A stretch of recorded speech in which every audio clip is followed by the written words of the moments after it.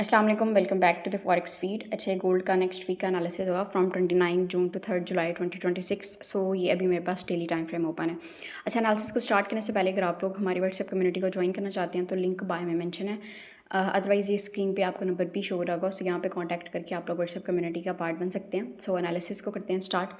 अच्छा, daily time frame पे जैसे कि आपको यहाँ पे देखने को मिल रहा है कि गोल्ड एक बेरिश मूव्स लगाता हुआ डाउन साइड पे आ रहा था। ठीक है, अगर एक्सटर्नल वाइज भी बात की जाती है तो ये हमारे पास एक शॉर्ट एक्सपेंशन के बाद अगर हम बाकी देखते हैं तो एक्सपेंशन लॉन्ग है। ठीक है, बट ये जो ब्रेक ऑफ स्ट्रक्चर की एक्सपेंशन है ये शॉर्ट है। उसके बाद ये यानी कि लेटेस्ट हमारे पास ब्रेक ऑफ स्ट्रक्चर ये वाला है 40-22 के डाउन साइड पे ब्रेकआउट के बाद। उसके बाद गोल्ड रिटेस्टमेंट के लिए अपसाइड पे जा रहा है। सो इस के अकॉर्डिंग अगर हम सप्लाई एरियाज़ की बात करते हैं ना तो डेली टाइम फ्रेम के अकॉर्डिंग है किन एरिया से हम गोल्ड को डाउन साइड पे एक्सपेक्ट कर सकते हैं। तो अपकमिंग जो हमारे पास supply area daily time frame के अकॉर्डिंग दैट इज़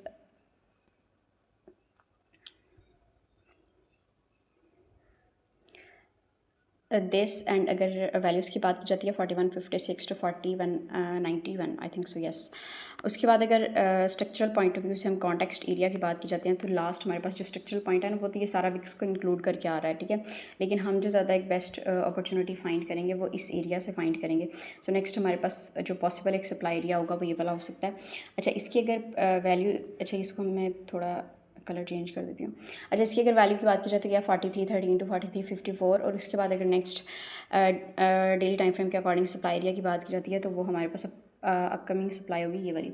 अच्छा, ये वाली जो जोन है ना कि मैंने डेली टाइम फ्रेम के अकॉर्डिंग मार्क किया, सो ज़ाहिर है डेली टाइम फ्रेम में सो उसके अकॉर्डिंग प्राइस रेंज भी ज़्यादा होगी, बट हम इनको फोरिश के टाइम फ्रेम पे जाके डिफाइन कर लेंगे, थोड़ा सा शॉर्ट कर लेंगे। ठीक है, 4430 टू 4476 ये हमारे पास नेक्स्ट वीक के अपकमिंग सप्लाई एरियाज़ हैं। अच्छा, यहाँ पे अगर बात की जाती है ना प्रीवियस अगर हम डाटा को एनालाइज करते हैं तो यहाँ पे एक एरिया था, मैं अब ग्रीन कलर से जो है ना वो हॉरिजेंटल लाइंस मार्क कर दूँगी क्योंकि जोन को ऐसे मार्क करके ड्रैग करना आगे के लिए थोड़ा सा टफ हो जाएगा। अच्छा, यहाँ पे आपने नोटिस करना है कि ये प्रीवियसली काफ़ी अच्छा एरिया था, गोल्ड ने यहाँ पे स्टे किया प्रॉपर, आपको एक बुलिश डब्ल्यू पैटर्न भी बनता हुआ दिखाई देगा। उसके बाद इसको अच्छा यहाँ पे मैं आपको अगर दिखाती हूँ तो एग्जैक्ट ये एरिया, ये एक लो दूसरा लो, ठीक है ठीक है, प्रॉपर ये आपको यहाँ पे ना डब्ल्यू पैटर्न बनता हुआ नजर आया। डब्ल्यू पैटर्न बनने के बाद ये वाली जो एक बुलिश इंपल्सिव मूव है ना, यानी कि डब्ल्यू पैटर्न बनने के बाद इसने इसको ब्रेक किया। इसकी नेकलाइन रीजन ये थी एग्जैक्ट हमारे पास बनती, एग्जैक्ट इन वीक्स ने इस एरिया को टेस्ट किया और उसके बाद अगेन अपनी बाइंग मूव जो है ना ये कंटिन्यू करता गोल्ड नजर आया।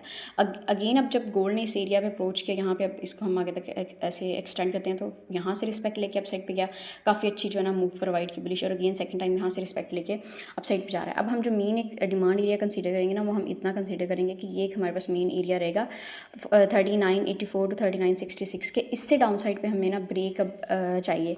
अगर तो ये वाला level proper gold down side पे ब्रेक करता है देन हम गोल्ड को ज़्यादा डाउन साइड पे एक्सपेक्ट कर सकते हैं। ज़्यादा डाउन साइड पे हम कहाँ तक एक्सपेक्ट कर सकते हैं, अगेन प्रीवियस डाटा की तरफ मूव करते हैं तो नेक्स्ट जो हमारे पास एरिया होगा की अगर बात की जाती है ना एक्सटर्नल स्ट्रक्चर वाइज तो ये हमारे पास एक मेजर टाइम फ्रेम का ना जो स्विंग लो पॉइंट है, इसकी लिक्विडिटी को ग्रैब करने के बाद गोल्ड फाइनली अगर ये जो जोन अब हम मार्क करें ना इसमें टैप करता है तो यहाँ से गोल्ड को बाय करने के लिए काफ़ी अच्छी अपॉर्चुनिटी मिल सकती है। वैल्यूज़ की अगर बात की जाए तो 3868 टू 3853। ठीक है, ये हमारे पास फिर नेक्स्ट जो ना वो डिमांड एरिया हो सकता है। सो ये हमने डिमांड एरियाज़ भी मार्क लिया नेक्स्ट वीक के लिए, सप्लाई एरियाज़ भी, बट ये फोरिश के अकॉर्डिंग जो हमने सप्लाई एरियाज़ मार्क किया ना इसको हम थोड़ा सा रिफाइन करेंगे और इनकी रीजंस भी उस टाइम फ्रेम के अकॉर्डिंग देखेंगे। अच्छा, फोरिश के चार्ट को अगर मैं इस तरह करती हूँ तो ये आपको यहाँ पे भी क्लियरली विजिबल है कि गोल्ड एक बेरिश मूव्स में डाउन साइड पे जो ना मूव करता हुआ आ रहा है। इवन यहाँ पे आप एक बेरिश ट्रेंड लाइन मार्क करेंगे तो आपको नजर आएगा कि गोल्ड एक बेरिश ट्रेंड लाइन को भी रिस्पेक्ट करते हुए डाउन साइड पे आ रहा है। अच्छा, यहाँ पे फोरिश के टाइम फ्रेम पे इतना अगर हम स्ट्रक्चर मार्किंग की या लेवल्स की बात करते हैं तो यहाँ पे हमारे पास जो लेटेस्ट ब्रेक ऑफ स्ट्रक्चर है वो डेली टाइम फ्रेम के अकॉर्डिंग वाला ही बनता है सेम, और फोरिश पे भी सेम ही है हमारे पास। ये एक लास्ट एक बेरिश ब्रेक ऑफ स्ट्रक्चर है।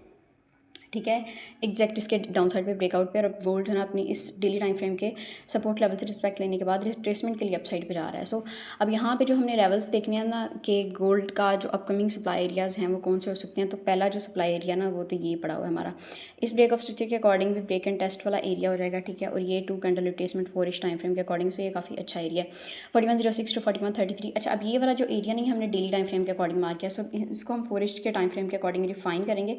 जोन वही रहेगा, बस इसको 4 के अकॉर्डिंग थोड़ा सा मॉडिफाई भी कर लेंगे और रिफाइन कर लेंगे। सो इसके बाद जो हमारे पास मेन एक सप्लाई एरिया रहेगा ना ये वाला, अच्छा 4184 टू 4216 ये वाला बड़ा एरिया क्रोश। अच्छा, यहाँ से अगर इसको ब्रेक करता है तो ठीक है, गोल्ड को हम ज़्यादा बुलिश एक्सपेक्ट नहीं कर सकते, उसके बाद ये इस एरिया से रिजेक्ट हो सकता है।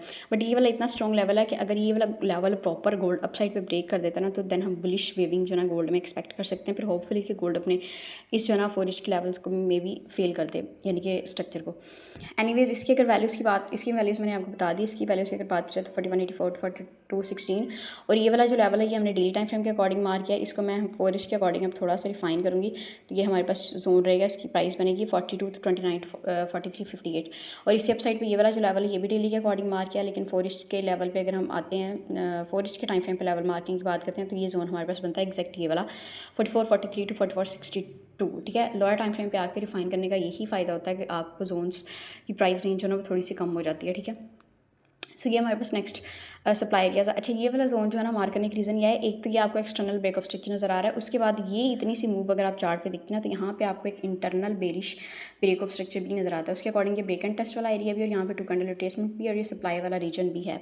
सो इसलिए मैंने इसको भी मार्क करना मुनासिब समझा। अच्छा, इसमें अगर आप पहले अगर इंटरनल एक सप्लाई की भी बात करते हैं ना कि लेट सपोज के अगर गोल्ड मंडी को अगर गैप अप के साथ ओपन होता है फिर तो ये सप्लाई डायरेक्ट ब्रेक हो जाएगी, बट अगर डाउन साइड पे आता है गैप अप के साथ नहीं भी ओपन होता है या गैप डाउन के साथ ओपन हो गया डायरेक्ट इस एरिया पे आता है, तो ये हमारे पास जो है ना एक अर्ली इंटरनल डिमांड होगी 4012 to 4030। ठीक है, इससे भी गोल्ड को अपसाइड पे एक्सपेक्ट किया जा सकता है।